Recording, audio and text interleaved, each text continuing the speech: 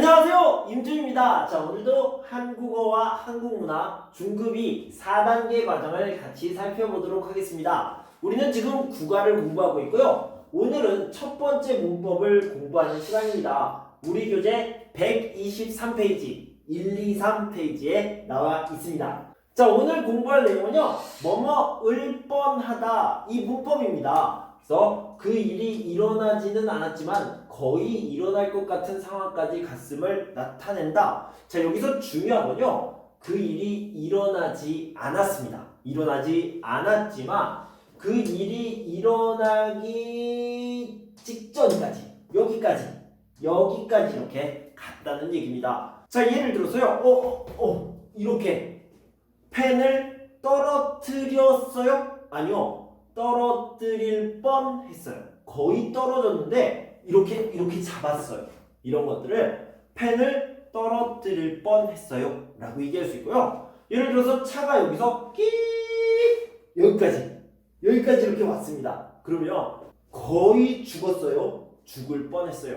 사고가 났어요? 아니요. 사고가 나지 않았어요. 사고가 날 뻔했어요. 이런 식으로 뭐뭐을 뻔하다를 표현할 수 있습니다. 자, 예문을 몇 개 더 살펴보도록 할게요. 자, 예를 들어서 제가요, 늦잠을 잤습니다. 그러니까 늦게 일어났어요. 그래서 막 뛰어가서 도착했습니다. 1분 전에 도착했어요. 9시까지 가야 되는데 8시 59분 30초에 도착을 했습니다. 그래서 지각했어요? 아니요. 거의 지각했는데 지각하지 않았어요. 그럴 때 지각할 뻔했어요 라고 표현할 수 있겠죠. 오늘 늦잠을 자서 회사에 지각할 뻔했어요. 이렇게 표현할 수 있습니다. 자, 시간을 잘못 알아서 비행기를 놓쳤어요? 아니요. 놓칠 뻔했어요. 놓치지 않았어요. 가서 비행기를 탔습니다. 그래서 놓칠 뻔했어요 라고 얘기했죠.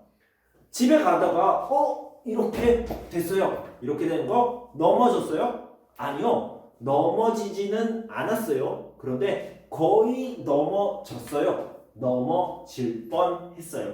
제가 운전을 하는데 너무 피곤해요. 너무 피곤해서 이렇게 되었습니다. 자, 이런 상황을요, 사고가 났어요? 아니요. 사고가 거의 났어요. 하지만 사고가 나지 않았습니다. 그럴 때요, 사고가 날 뻔했어요. 너무 피곤해서 졸다가 사고가 날 뻔했어요. 이렇게 표현할 수 있습니다. 자, 그런데 여기는 이렇게 띄어놨어요.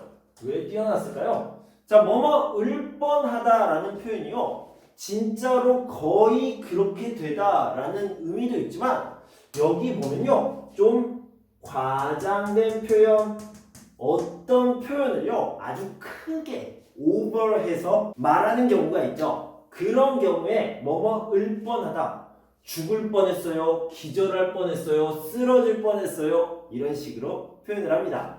자, 배가 고팠어요. 너무 배가 고팠어요. 그래서 죽어요? 아니요. 그런 건 아니지만 너무 배가 고팠다, 너무, 이런 뜻으로요, 배가 고파서 죽을 뻔했어요, 이렇게 표현할 수 있고요. 너무 놀랐어요. 너무, 그래서 거의 기절했어요? 아니요. 그냥 과장해서 오버해서 표현을 하는 겁니다. 기절할 뻔했어요. 너무 놀라서 기절할 뻔했어요. 이렇게 표현할 수 있겠죠. 자, 우리 본문으로 다시 돌아가 보도록 하겠습니다. 자, 뭐뭐을 뻔하다는요, 그 일이 일어나지 않았다. 그러나 거의 일어나는 상황까지 갔다. 이런 의미가 되겠습니다. 자, 밖에 눈이 와서 길이 많이 미끄럽죠? 네, 너무 미끄러워서 저도 넘어질 뻔했어요. 넘어졌어요? 아니요. 넘어지지 않았습니다. 거의 넘어졌죠. 자, 5분만 늦었어도 비행기를 못 탈 뻔했어요. 비행기를 놓칠 뻔했어요. 자, 이것과 같은 뜻이 되겠죠. 정말 다행이에요. 그래서 비행기를 놓쳤어요? 아니요. 비행기를 탔습니다.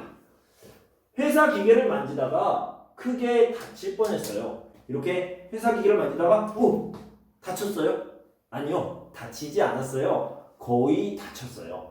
큰 불이 날 뻔했는데 소화기가 있어서 다행이었다. 큰 불이 났어요? 큰 불이 나지 않았지만 아주 위험했습니다. 이런 의미로요. 큰 불이 날 뻔했다라고 표현을 한 거죠. 자, 어떤 상황에 쓰는지 좀 알아봅시다. 무슨 일이 있었어요?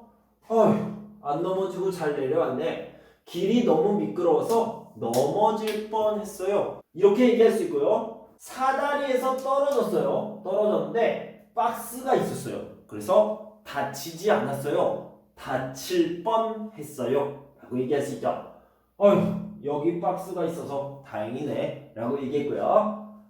휴, 치이는 줄 알았네. 라는 것은 이 여자가 치일 뻔했어요. 사람이 있는데 끼 이렇게 된 거죠. 그래서 치일 뻔했어요.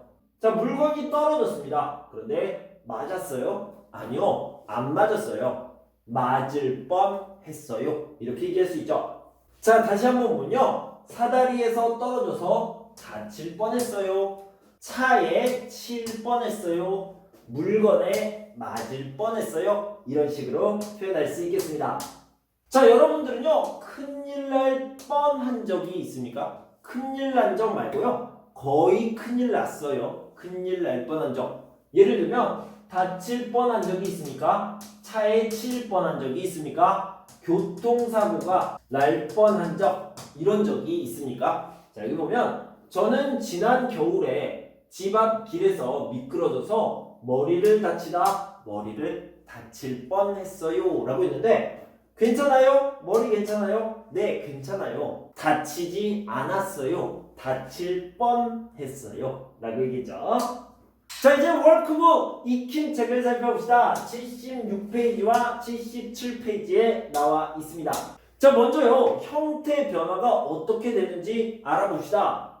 자, 이 위쪽에는요, 받침이 있으면 을 뻔하다, 받침이 없으면 리을 뻔하다 라고 얘기할 수 있고요. 자, 여기에는 리을 받침이 있고요. 여기는 디귿 받침이 있습니다. 리을 받침이 있으면 뻔했어요, 뻔하다만 쓰면 되겠고요. 듣다처럼 디귿 받침이 있으면요, 디귿이 리을로 바뀌고 을 뻔하다 이렇게 연결하시면 되겠습니다. 들을 뻔했어요 이렇게 얘기할 수 있겠죠. 자, 알맞는 형태로 바꿔서 넣어봅시다. 길이 너무 미끄러워서 넘어질 뻔했다 라고 얘기할 수 있고요.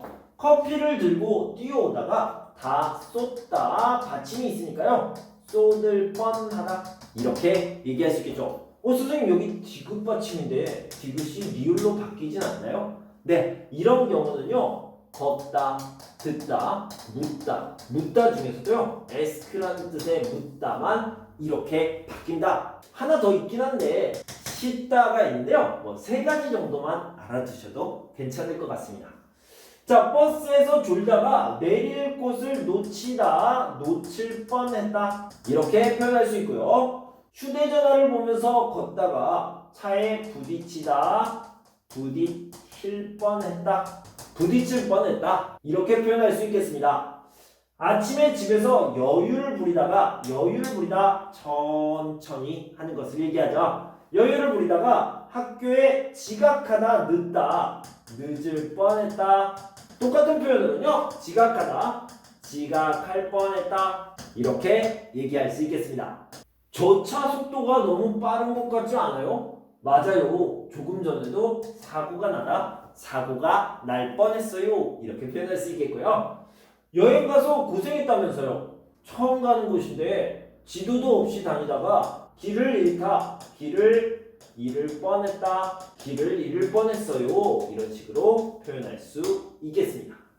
주말에 이사하느라 힘들었죠? 말도 마세요. 너무 힘들어서 이사가 끝나고 거의 쓰러질 뻔했어요.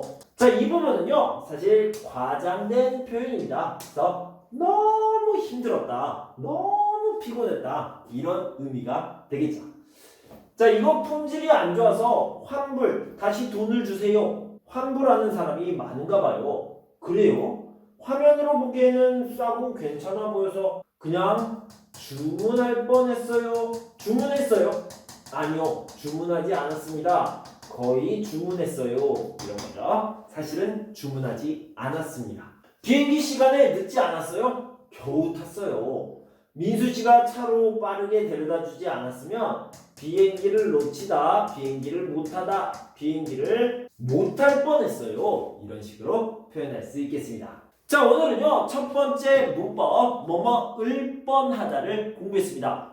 어떤 사건이 거의 일어났다, 그러나 일어나지 않았다 라는 뜻이고요. 두 번째 뜻은 아주, 매우, 너무 이런 것들을 강조해서 표현할 때 배고파서 죽을 뻔했다, 놀라서 기절할 뻔했다, 피곤해서 쓰러질 뻔했다, 이런 과장된 표현을 할 때 쓴다. 이렇게 알아두시면 되겠습니다.